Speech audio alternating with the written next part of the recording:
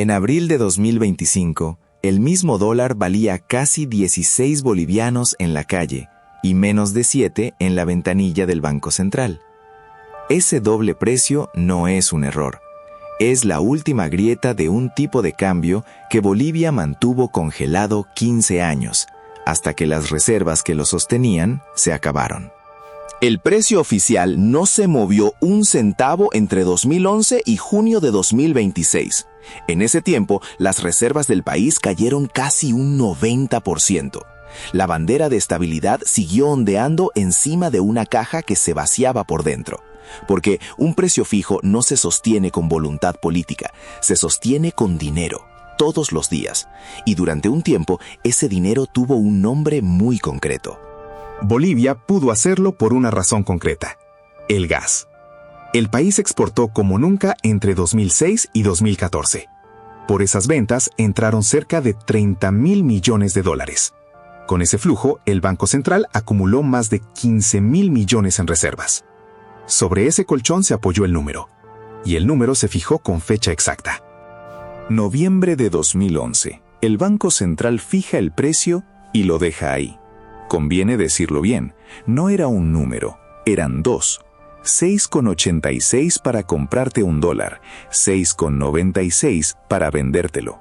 Ese 6,96 es el precio al que el Estado decía vender un dólar, y es el cadáver que tenemos hoy sobre la mesa. A partir de ahí, dejó de ser un dato técnico, se volvió consigna, la prueba en pizarra de que el modelo económico funcionaba, repetida en cada discurso y en cada informe oficial. El problema es que ese número no medía nada, era una promesa. Y una promesa en dólares la paga alguien, todos los días. Así que veamos quién la pagaba, porque un precio fijo no se sostiene solo. El Banco Central se compromete a vender dólares a ese precio a quien los pida. Si la gente quiere más dólares de los que entran al país, la diferencia sale de las reservas. Cada día que el número no se movía, alguien estaba pagando esa diferencia. Mientras el gas entraba a raudales, el costo era invisible. Cuando el gas dejó de entrar, la ancla siguió cobrando su cuota, puntual, en dólares contantes. Y el país siguió pagándola 9 años más. La factura de esos años tiene una sola línea. Las reservas internacionales tocaron su récord en 2014, con más de 15.000 millones de dólares. 9 años después, cerraban en 1.700 millones, una caída del 89%. Y no ocurrió de golpe. Fíjate dónde termina esta línea, en 2021. Para entonces, ya se habían ido 2/3, año tras año, mientras la pizarra oficial repetía el mismo número. Lo que quedaba se fue en los 2 años siguientes. Esa lentitud es la parte importante del caso. Nadie tuvo que decidir el desastre en una sola reunión. Bastó con no decidir nada, muchas veces seguidas.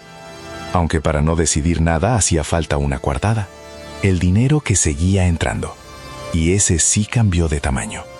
El gas. En 2014, Bolivia exportó gas natural por unos 6.000 millones de dólares.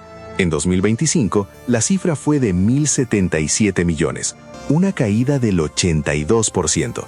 Ojo con esto, el país no dejó de exportar gas, sigue vendiéndolo. Lo que se derrumbó fue el volumen y el precio. Y en septiembre de 2024 terminó el contrato de 18 años con Argentina, su gran comprador. El motor que financiaba la ficción cambiaba de tamaño cada año. El número de la pizarra, ¿no? Y la caja, por dentro, tampoco era lo que decía la etiqueta. Aquí está el giro, y es contable, no dramático. Cuando escuchas reservas, imaginas dólares en una bóveda. En Bolivia no lo eran.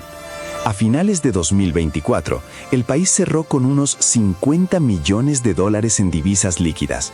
50. El resto era oro, más del 93% del total. Oro que hay que vender, transportar y liquidar antes de que sirva para pagar algo. Traducido, Bolivia figuraba con miles de millones en reservas y no tenía efectivo para pagar un cargamento de diésel. ¿Reservas contables? Sí.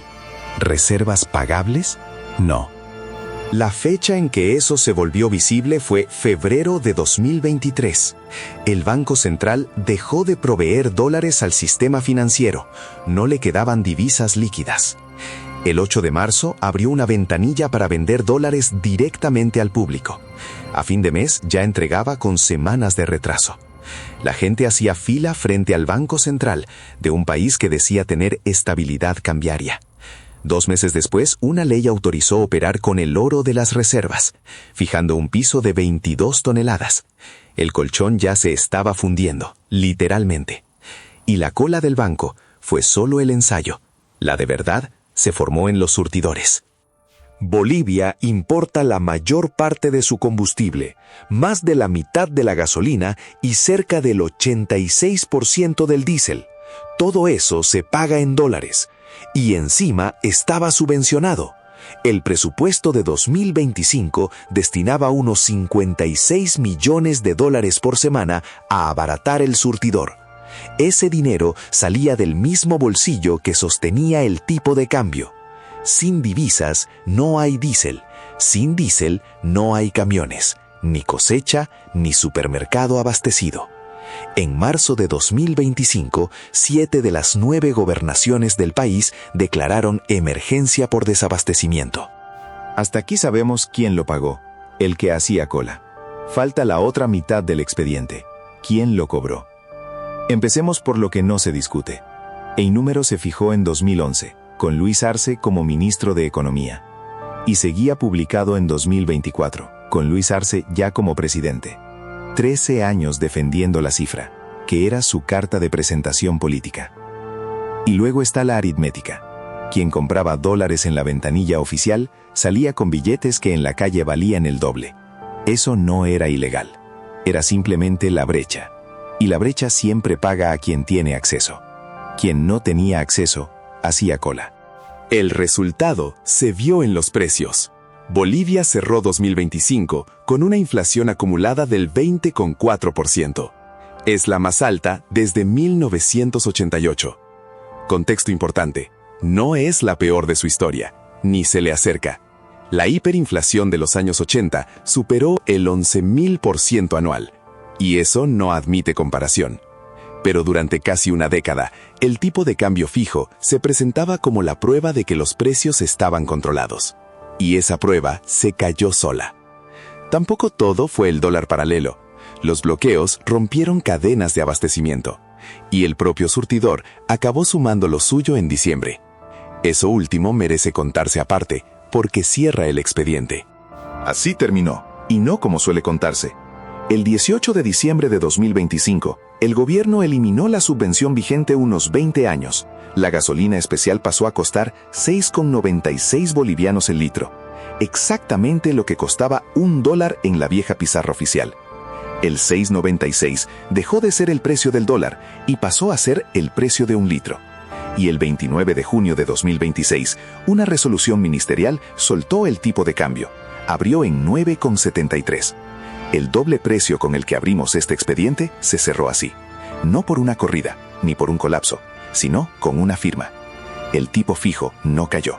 Lo levantaron, igual que lo habían sostenido, por decisión. Veredicto forense. El 6,96 no fue una moneda estable. Fue una cifra sostenida con el dinero de un gas que ya no se vendía igual. Durante 15 años proyectó estabilidad hacia afuera. Por dentro se vaciaba la caja y el oro reemplazaba a los dólares. Un número que sigue impreso cuando lo que lo respaldaba ya no existe. No está sano, ni siquiera inflado. Está podrido. Dictamen podrido. Y el cadáver lo pagó quien hizo cola por 20 litros de diésel. El dato que te puedes quedar, si un gobierno defiende su tipo de cambio con reservas cayendo, el precio real está en el paralelo. Busca nuestro video sobre las pensiones privadas. Y si te gustan los datos, busca Mente de Silicio. Suscríbete.